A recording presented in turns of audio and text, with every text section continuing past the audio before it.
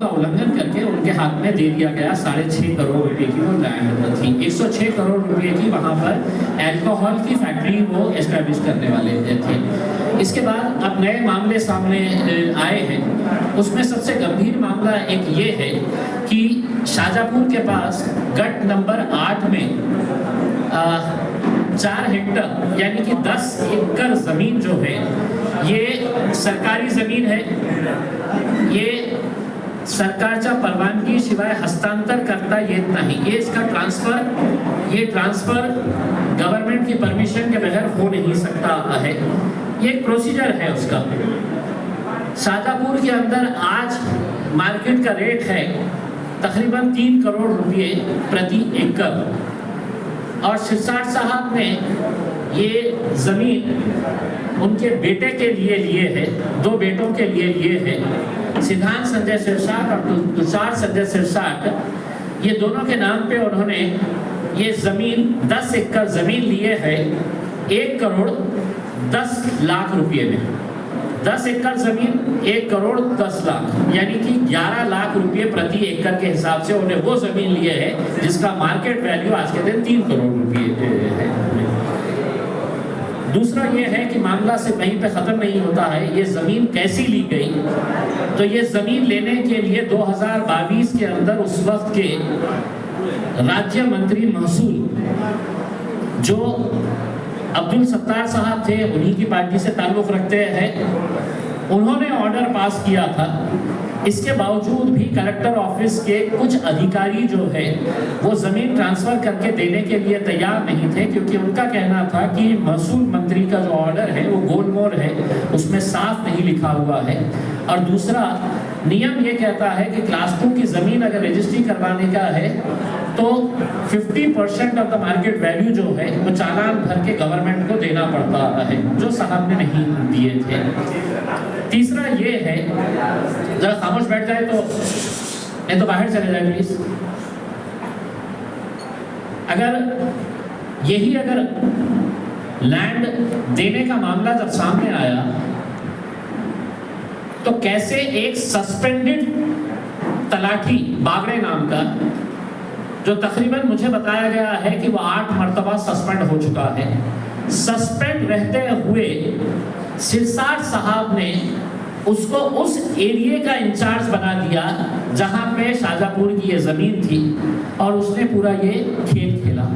एक तहसीलदार थी कोई लेडी जो थंब इम्प्रेशन देने के लिए तैयार नहीं थी, जो कंपलसरी है वर्ग 2 के लिए, तो उसको हटाकर रमेश मुनलोड नाम के एक दूसरे तहसीलदार को लाया गया और रमेश मुनलोड ने वो थंब इम्प्रेशन दिया और उसके बाद कलेक्टर साहब ने उसकी परवानगी दे दी बिना कुछ पूछे हुए कि सिरसाट साहब ये जमीन हरिजन समाज के लिए राखिव है।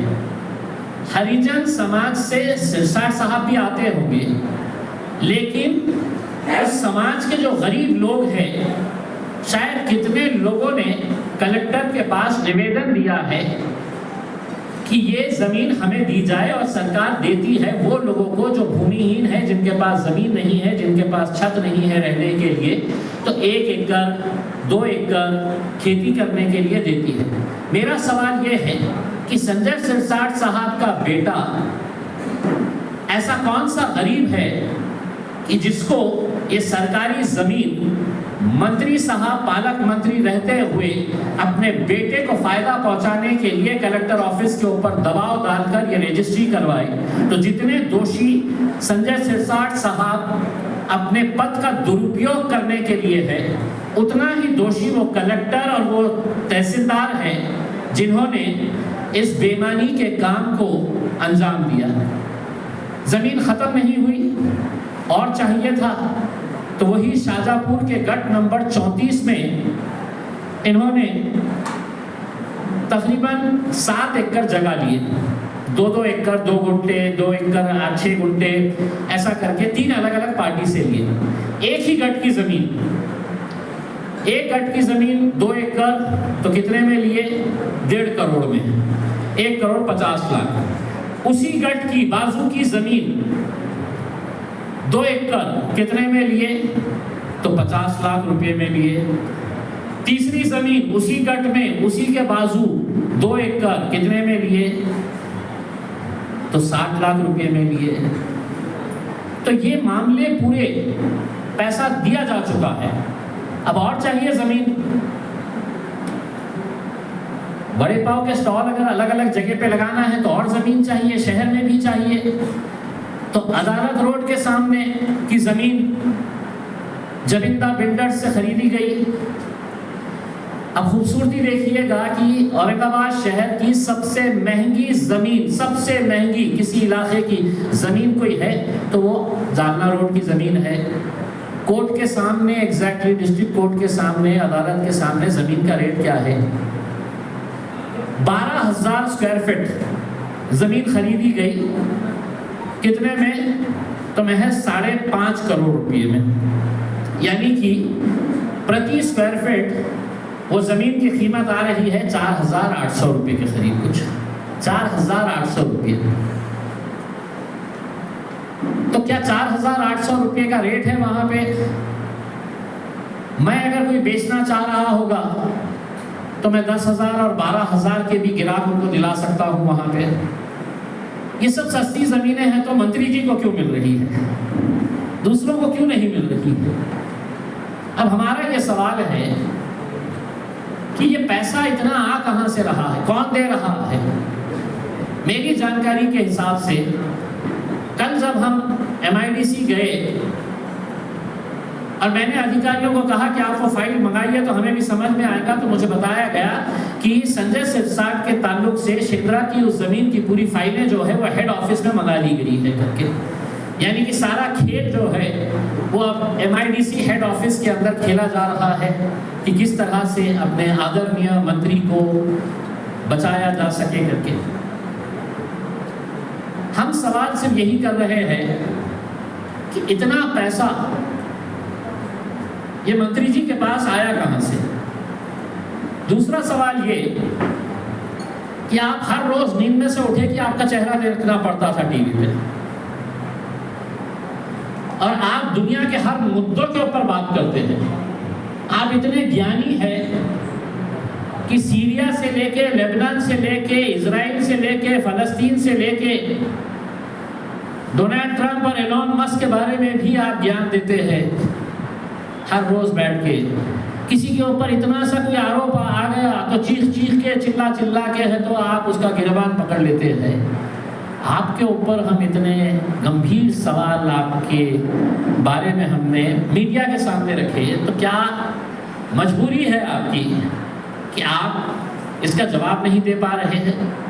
जवाब इसलिए नहीं दे पा रहे हैं कि बड़े बड़े चार्टर्ड अकाउंटेंट्स को हायर करके इन्होंने अपने बुक्स ऑफ अकाउंट जितने भी हैं उसको किस तरीके से तालमेल बिठाया जाए ताकि इन मुद्दों का जवाब हम कुछ ना कुछ हिसाब करके दे सके। MIDC के अधिकारियों के ऊपर ये जोर डाला जा रहा है कि MIDC के अधिकारियों ने इस पूरे शेंद्रा के लैंड के प्रकरण के अंदर उन्हें कैसा बाहर निकालना है, क्या डॉक्यूमेंट्स तैयार करना है। मुंबई के हेड ऑफिस के अंदर ये काम किया जा रहा है। मेरा आदरणीय संजय सिरसाट साहब से एक ही कहना है, जब भी आप जैसे नेताओं के ऊपर कोई सवाल खड़े होते हैं तो आप 2 हथकंडे अपनाते हैं। एक तो अपने पैसे की अकड़ से पैसा फेंक कर सामने वाले को खरीदने की कोशिश करते हैं, और दूसरा आप उसे डराने, धमकाने और एजेंसीज का सहारा लेकर उसे कहीं ना कहीं उसकी ज़बान बंद करवाने की कोशिश करते हैं। मैं संजय सिरसाट साहब से अदबन गुजारिश करते हुए कहना चाहूँगा कि आपके दोनों भी हथकंडे मेरे लिए काम नहीं आने वाले हैं। ना आप आपके गुंडों को मेरे पास भेजने की कोशिश करिएगा, ना आप मुझे खरीदने के बारे में आपके जहन से अगर कोई बात होगी तो वो निकाल दीजिएगा। ये जो मेरे घर के सामने पुलिस आके बैठ गई है, बताया जा रहा है कि जालना से कुछ आ रहे हैं मेरे घर के सामने, मैं उन लोगों से पूछना चाह रहा हूँ कि आंदोलन किसके घर के सामने होना चाहिए, मेरे घर के सामने या उसके घर के सामने? लेकिन कल मुझे बताया गया है कि कुछ ब्लैकमेलर्स जिनका काम ही ये धंधे करना है, वो मेरे घर के सामने आके कुछ कीचड़ फेंकेंगे, कुछ गोबर फेंकेंगे, जिनके जहर गोबरों से भरे हैं, जिनके दिमाग में सिर्फ गोबर ही गोबर है, उन्हें कोई अकल की बात समझ में नहीं आती है। मैं उनसे ये कहना चाहूँगा कि लोकशाही तरीके से आप आइए मेरे पास या मुझे बुलाइए, मैं जहाँ बोले वहाँ पे आने के लिए तैयार हूँ। आप चर्चा करिए मेरे साथ।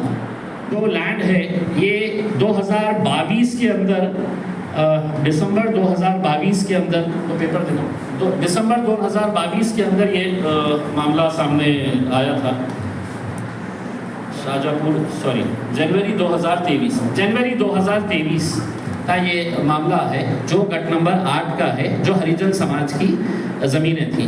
और बाकी जो 3 ज़मीनें हैं जो शाहजहाँपुर गट के अंदर ही आते हैं, वो तो अभी 2025 और एक ज़मीन दिसंबर 2024, तो अभी पिछले 4-6 महीने के अंदर ही ये पूरा मामला हुआ है।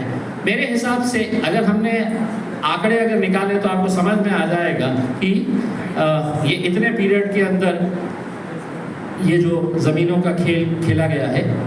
इसके अलावा जो जानकारी मुझे मिली है, वो नासिक के पास त्रिंबकेश्वर के अंदर साहब की एक 5 स्टार होटल का बहुत ज़ोरों से 24 घंटे काम किया जा रहा है। मेरे पास उसके डॉक्यूमेंट्स अभी तक आए नहीं हैं। मैं खुद त्रिंबकेश्वर जाके वहाँ पर उस ज़मीन का मायना करूँगा, इंस्पेक्ट करूँगा, और जानकारी ये है कि वहाँ पर एक 5 स्टार होटल साहब बना रहे हैं करके। वो होटल उनकी रहेगी और होटल के सामने वड़ा पाव जो है वो उनके कार्यकर्ता वहाँ पे जो उनके आगे पीछे घूम के जिंदाबाद मुर्दाबाद के नारे लगाने वाले हैं। 5 स्टार होटल के अंदर वो जाएंगे और उनके कार्यकर्ता जितने भी हैं वो सामने की वड़ा पाव के अंदर वहाँ पे उसी के अंदर खुश रहेंगे। शिकायत करने वाले देखिए, मैंने तो आपको पहले भी कहा कि डायरेक्ट नहीं करेंगे, अभी कुछ दिन इंतज़ार करेंगे कि हुकूमत की ईमानदारी का इम्तिहान लेंगे।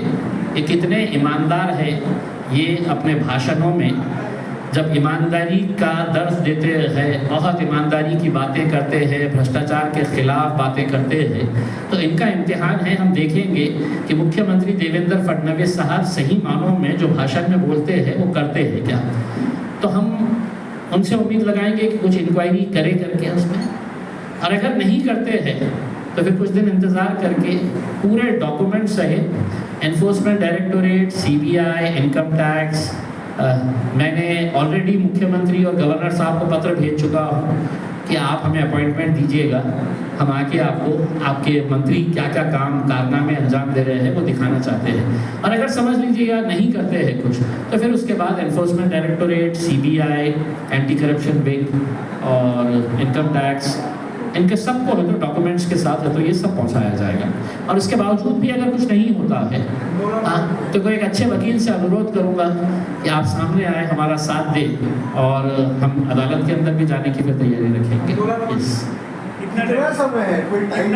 देखिए, मैंने आपको यही कहा था कि मुद्दे पूरे ख़त्म नहीं हुए हैं। अगर मैं मुद्दा सिर्फ एक ही रहता कि MIDC की लैंड का, तो शायद अभी तक हम गवर्नमेंट को पूरा दे दिए होते। लेकिन अगर पूरी पुस्तक बनाकर शिकायत की किताब ही बेचने का है तो उसके लिए थोड़ा सा इंतज़ार, पूरे डॉक्यूमेंट्स के साथ अगर देने का है। आज संजय सिरसाट साहब इस वजह से जवाब नहीं दे पा रहे हैं कि इम्तियाज़ जलील ने पूरा एक डॉक्यूमेंट अपने पास जमा करके रखा हुआ है, इस वजह से वो दे नहीं पा रहे हैं उसमें। तो मैं कोई ऐसा कच्चा काम नहीं खेलना चाह रहा हूँ कि कल है तो मुझसे पूछा जाए कि ये तो आपने गलत दिए हैं करके।